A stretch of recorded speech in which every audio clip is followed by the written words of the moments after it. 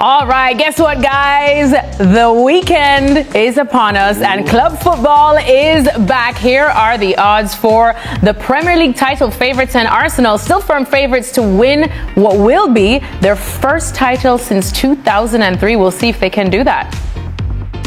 Well, let's welcome back in Don and Gab for this one. Now, Don, last week on the show, and I know Shaka doesn't have a lot of faith in your percentages, but you gave us a 50-50% for either Arsenal or Manchester City after what we saw from them to win the title. So after what the news that we got from this international break, with the fact that Gabriel was in action with Brazil and now he's going to be out for at least a month, does that peg Arsenal back a bit now, or is it still 50-50 for you?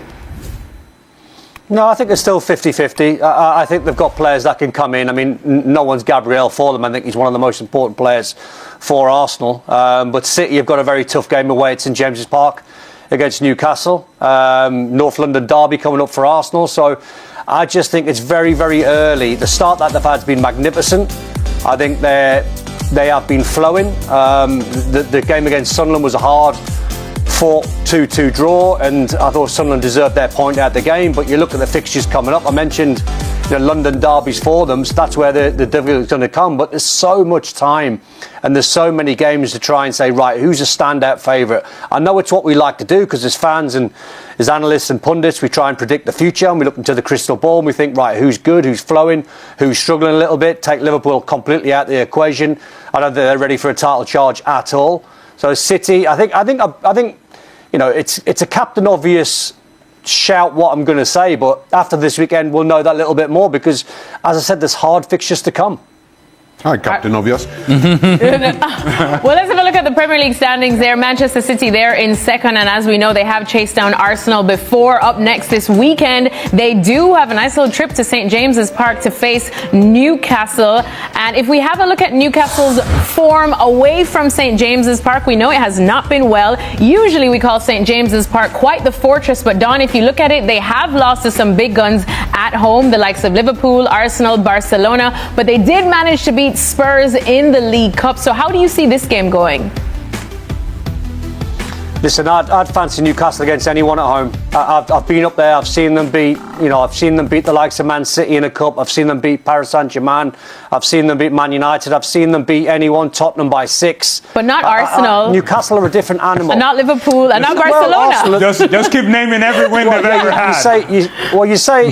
You say not Arsenal, but not Arsenal this season. They beat them there last season, the season before. So you're looking at a microcosm of a fixture when you say, well, they can't beat Arsenal anymore. Well, only one game, because they've beat them plenty of times over the last couple of years. So but this season's the one that matters, Newcastle are a different animal when they play at home. All right, let's go to our other Newcastle guy. Shaka, what do you think then on this one? Because I know... To Don's point, both the winners against Arsenal and Liverpool came in injury time at the very end of the game. So, and Liverpool were flying high at the time when they went to St James's Park and won. Arsenal are flying high all season long. Are Manchester City the equivalent of early season Liverpool and current Arsenal?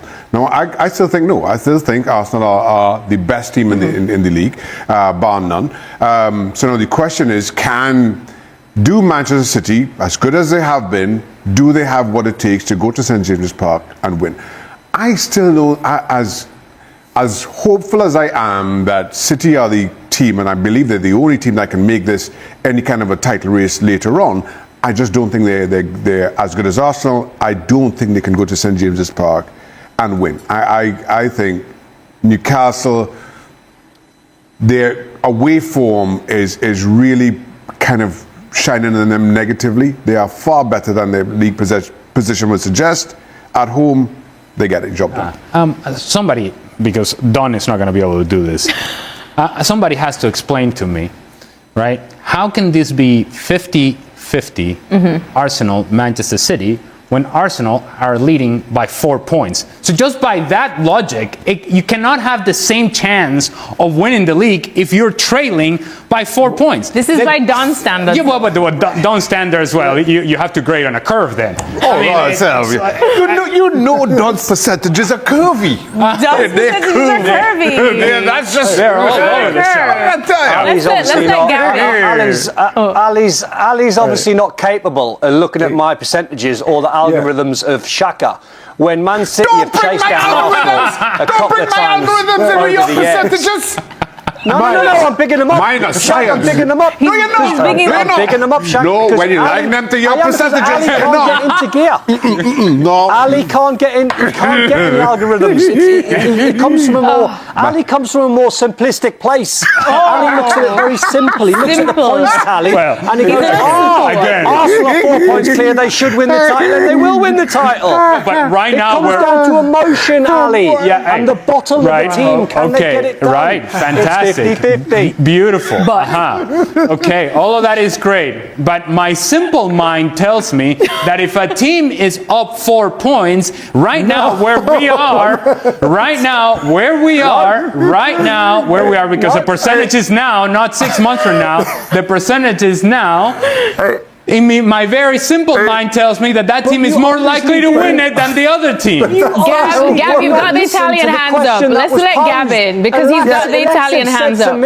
Alexis said to me, Gabriel's injured. Let me explain. Does that change the equation? Now, you're overcomplicating this. Let's keep it in a simple way that ex-footballers understand. Okay. You guys all play golf, right? Yeah. Think Not of very it well, but as a handicap. Yeah, Ali, if you play off a 12 and Craig plays off an 8, then you have an advantage, right? Because it's a handicap. But it still might be 50-50. That's what he's saying. He's implicitly saying I appreciate Manchester City. I appreciate you trying to explain That's this. how math works. I appreciate what you're trying to do here. But if you think Don gave it that much thought as to somehow project this into a golf handicap, then you're really overestimating Don's ability to do simple math. I think Don gives it a lot of thought. He loves his percentages. I'll tell you what then, Ali. If you are so confident Arsenal will win the league, go and take £10,000 of your hard-earned money and go and stick it on Arsenal. Hey, how about you are that confident? Hey, how about you pay me the dinner you owe me that you haven't paid? Don't dodge the question. The bet you lost to me. The bet you lost to me. You can pay that, and then I will put the £10,000 on my hard-earned money. Good Lord. Do not dodge the question. That will be paid when I see you in the summer. Gabriel's going to be a big loss for them. That was the question that was posed. All right. Should we leave it there? I have no idea what's going on. There's some players behind us, but you can choose someone else who's missed out on that list. Everyone at home, let us know. You know how to do that. But Stephen, go on and make your case. Granit Xhaka. He is a captain of old. He is on the pitch, he directs the tempo, he decides whether we take the drop in midfield pass or the long pass up the flanks. He tells everybody where to go. He's like another coach on the field. It's like an enormous training session, and he's in charge. And everything about where Sunderland are and the results they have in the league and continuing all the way to the end, that all those standards and those demands and that drive is set by him. And I think he's really showing you what a really good top quality captain can do to transform a team. So he must be. You made a good case there, Stephen, I've got to say. Johnny, anyone on that list for you, or have we missed someone? I think Pedro was a great signing for Chelsea, but I actually agree with, I think Xhaka's been the best signing. Walter Marder's been fantastic for Newcastle, but I think Xhaka, for what he's doing at Sunderland, is phenomenal, and I think he's the best signing so far. Daniel? I think one that I might regret saying actually is Martin Zubimendi. So Zubimendi at Arsenal. I know he's angry. I'm sorry, but let's be honest. Let's be honest, man. Dan, come. What are you doing to me here? Good work, Dan. Listen. I mean, I really regret saying it, but he is by far one of the best central midfielders I've seen in Spain. and he's definitely performing for Arsenal, and that's something that we would definitely would like for ourselves at Spurs as well. Mind games, Jamie. He's just putting pressure. Jamie. He's putting pressure on them. Come on. He's got the Arsenal shirt on under there. We need to check him out in the break. Not in disguise. Not in disguise. James, is it obvious what you're going to say? Yeah, and Mbeumo's been our best one, but I think you definitely, Xhaka's argument for the best overall is there. And obviously, growing up as a kid, he loves Sunderland as well. So it's good to see him go back to his boyhood club. Katie, at Bournemouth, who have you got? Is anybody saying that we're missing anybody? Listen, I could make a case for Adrian Truffert. Yeah, for Bournemouth, I could. Fair point, In terms of the fact that Milos Kerkez has gone to Liverpool and maybe not performed as well as they'd have hoped, and obviously cost us a lot less. But in terms of what the others are saying, I think Granit Xhaka across the Premier League probably has been the best signing in terms of the fact that the experience he's brought to a promoted club. We've seen previously in the last few seasons that the promoted clubs haven't perhaps had that stability, and he's provided that for Sunderland in their hopes to stay up and currently qualify for Europe. Well, touch wood, Jamie, I'll get to you in a moment. But, oh, yeah, go on. Hand out the award right now. I mean, it's universal, isn't it? At the moment, yeah, Joe? I can't think of a Palace player, unfortunately.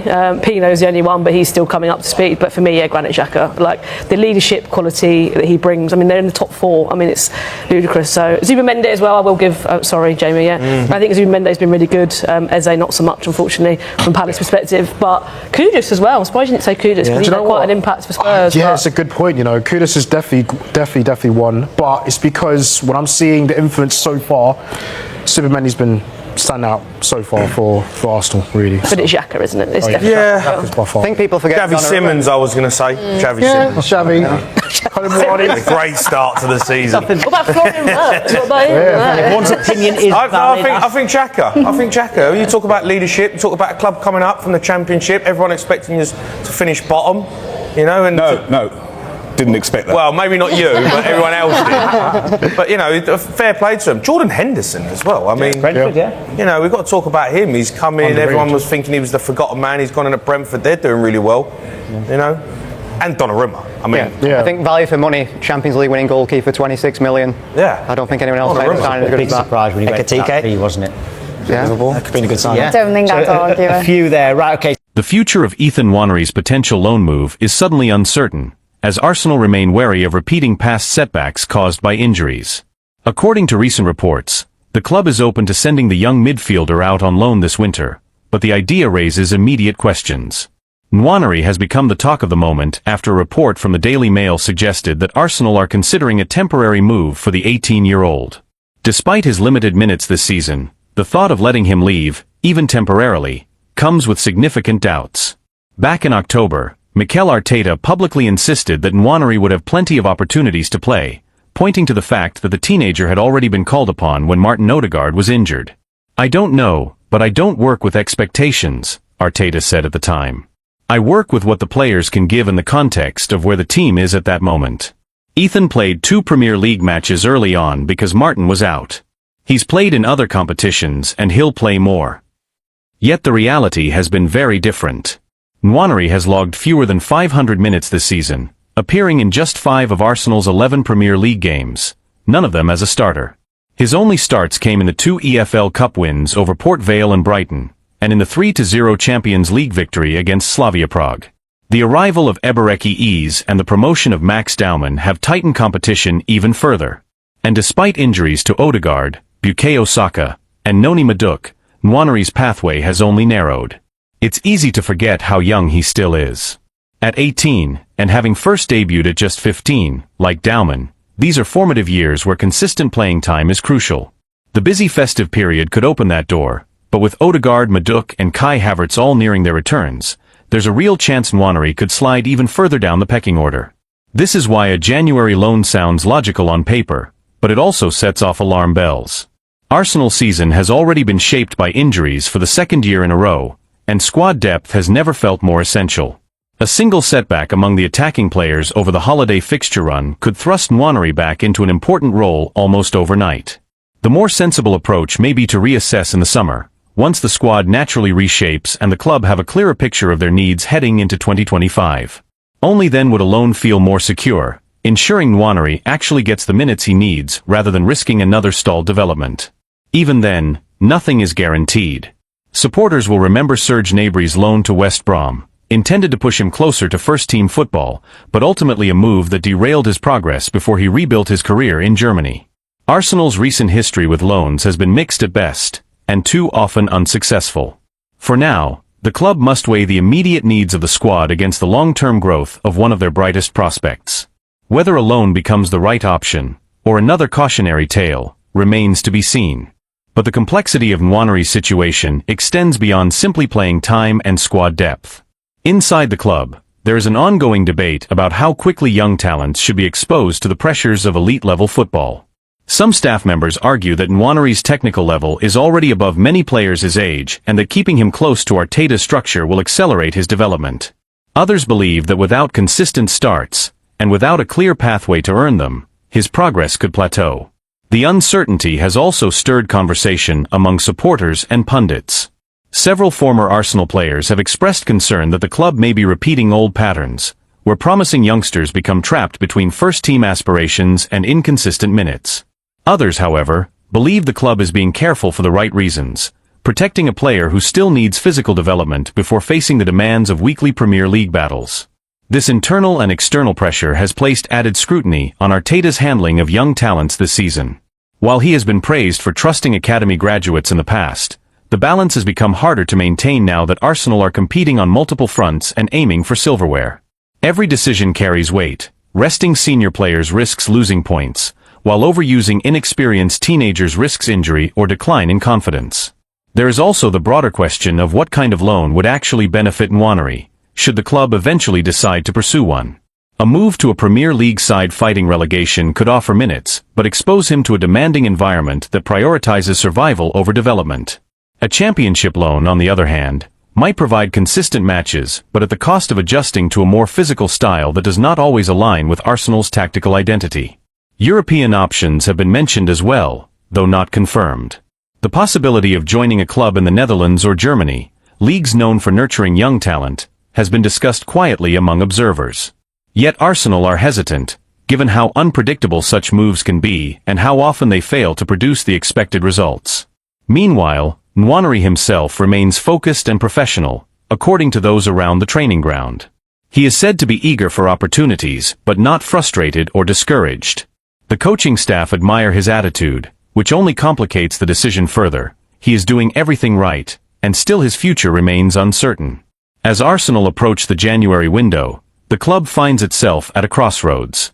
The next few weeks will likely be decisive, not just for Nwaneri's short-term career, but for how Arsenal choose to manage their most gifted prospects in an era of high expectations and relentless schedules. Any decision made now will be examined closely, not only because of what it means for Nwaneri, but because it will signal how the club intends to balance ambition with development as they move into the next phase of Arteta's project. Arsenal now face a difficult setback. Piero Hincapié may have to step into the North London derby under less than ideal circumstances after Gabriel's injury blow. The club is hoping that Hincapié's long late return trip to North London won't affect his readiness to replace Gabriel against Tottenham, because losing the Brazilian for such a crucial match is a major hit to Mikel Arteta's plans. Arsenal have already been forced to cope with key absences at various stages of the season, but Gabriel missing the derby presents a challenge of a very different magnitude. Naturally, the focus shifts to who will fill the gap on the left side of Arsenal's defense, and for many, the most logical answer is Piero Hincapié. The summer signing impressed during his only start for the club so far, an outstanding display at left centre-back in the League Cup win over Brighton. That night, he partnered with Christian Mosquera, who is also an option for Arteta on Sunday. One possible configuration would see William Saliba move to the left, with Mosquera taking his place on the right, depending on how heavily Hincapié's international travel weighs on Arteta's decision. And that travel is far from insignificant. The Ecuadorian defender is currently away with his national team. He captained Ecuador during their 0-0 draw with Canada, helping secure the clean sheet. But the real concern comes with his final international fixture. Ecuador face New Zealand in New Jersey in the early hours of Wednesday morning, UK time. The match kicks off at 1:30 a.m. and is expected to finish around 4 a.m. Only after that will Hincapié board his flight back to England, meaning he won't arrive in London until Wednesday afternoon at the earliest. From there, he will have just a handful of days to recover, settle back in, and prepare for one of the most intense fixtures of the season. The slight silver lining is that the derby falls late in the weekend, giving him as much time as possible to reintegrate. Still, the timing of his return is far from ideal and adds yet another layer of uncertainty to Arsenal's defensive preparations ahead of a match that could define their momentum for weeks to come. Beyond the logistical headache, Arteta and his staff must also consider the physical and tactical demands that a North London derby imposes. It is not the sort of match where a defender can arrive underprepared, particularly against a Tottenham side that has looked sharp in attack this season. Any hesitation, any lapse in intensity caused by travel fatigue, could be costly. Inside Arsenal, there is a quiet concern that the club may once again be walking a tightrope with its defensive depth. Over the past 2 seasons, injuries at the back have forced Arteta into uncomfortable choices, and Gabriel's setback reopens a conversation that the club hoped was behind them. The manager has repeatedly emphasized the importance of continuity across the defensive line, especially given how central the high defensive line and controlled build-up are to Arsenal's identity. Gabriel and Saliba have been at the core of that stability, and disrupting it inevitably changes the team's rhythm. Analysts close to the club have noted that Hincapie's profile fits the role well, confident under pressure, quick across the ground, and capable of progressing the ball with either foot. However, they also caution that he is still adapting to the Premier League's pace and physicality. Throwing him straight into a derby environment may accelerate his integration, but it also carries risk. Supporters have expressed mixed reactions as well. Many are eager to see Hincapie given a real opportunity, believing his style suits Arsenal's long-term plans. Others worry that asking him to deliver immediately, under difficult circumstances, could place unnecessary pressure on a player still in the early stages of adjusting to English football. The timing of Gabriel's injury also complicates Arsenal's broader goals. With a congested winter schedule approaching and the title race tightening, every match takes on heightened importance. Dropping points against Tottenham could shift momentum, not just in the standings but in confidence across the squad. It also forces Arteta to rethink how he manages minutes for defenders who have already logged heavy workloads this season. Club insiders say the staff have been preparing contingency plans for weeks, anticipating scenarios where international duties and injuries overlap. Yet even the best planning can be stretched thin when travel delays and late-night kickoffs are added to the equation. In the coming days, the medical and performance teams will conduct assessments to determine exactly how ready Hincapie is for Sunday's showdown. Arteta is expected to make a late decision, balancing long-term health with short-term necessity. The hope is that the Ecuadorian arrives in good condition, responds well to training, and can at least offer a reliable solution in Gabriel's absence. What remains undeniable is that Arsenal enter the derby under a new layer of pressure, forced to adapt, to trust their depth, and to test the resilience that has been a defining theme of their season so far.